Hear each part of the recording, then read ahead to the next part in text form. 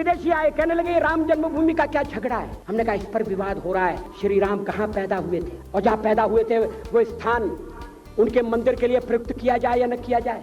Bharatiya Janata party और उसके कार्यकर्ताओं के लिए आज का दिन बहुत अहम है। आज के ही दिन यानी 6 अप्रैल 1980 को इस पार्टी का गठन हुआ था और एक लंबे संघर्ष के बाद आज ये पार्टी विश्व की सबसे बड़ी राजनीतिक पार्टी बन गई है।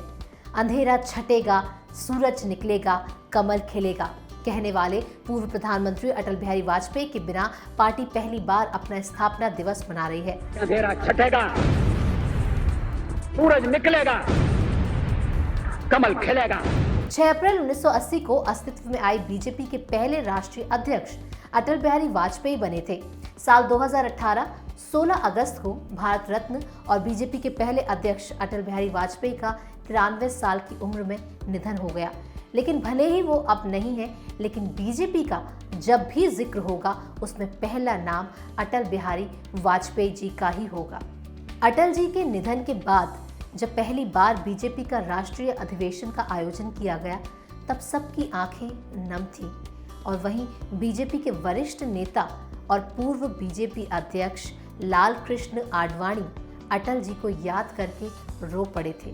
आइए जानते हैं कि बीजेपी की स्थापना कैसे हुई और इसमें अटल बिहारी वाजपेयी की वो भूमिका क्या है जिसे कभी भी भुलाया नहीं जा सकता। देश आज़ाद होने के बाद पहले जनसंघ, फिर जनता पार्टी और फिर 6 अप्रैल 1980 को भारतीय जनता पार्टी का गठन हुआ। इसके बाद हर 6 अप्रैल को बीजेपी अपना स्थापना दिवस मनाती है। एक राजनीतिक दल के रूप में 1984 में पहली बार बीजेपी लोकसभा चुनाव में उतरी और उस दौरान पार्टी के खाते में महज 2 सीटें ही आई थी।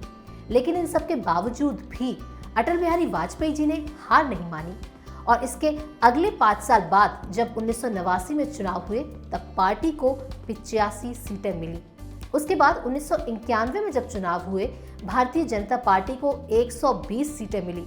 1996 के चुनाव में 161 सीटें पार्टी को मिली और 1998 में 182 सीटें और 2014 आते आते पार्टी ने 282 सीटों के साथ पूर्ण बहुमत वाली सरकार बनाई। 2 सीटों के साथ जो सफर शुरू हुआ था वो पूर्ण बहुमत तक पहुंच चुका है। इस सफर तक पार्टी को पहुंचाने में अटल बिहारी वाजपेयी जी के समर्थन को कभी भी भुलाया नहीं जा सकता है।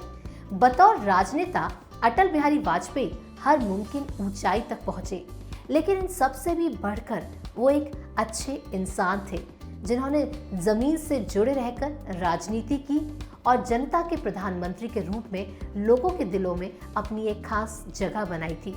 एक ऐसे इंसान जो बच्चे, युवाओं, महिलाओं, बुजुर्गों सभी के बीच में लोकप्रिय थे। आइए आपको बताते हैं कि बीजेपी से अब तक देश को कितने प्रधानमंत्री मिले हैं। साल 1996 में अटल बिहारी वाजपेयी प्रधानमंत्री बने। इसके बाद साल 1998 में अटल बिहारी वाजपेयी एक बार फिर प्रधानमंत्री बने। उसके बाद साल 2014 में पूर्ण बहुमत के साथ नरेंद्र मोदी बीजेपी से प्रधानमंत्री बने।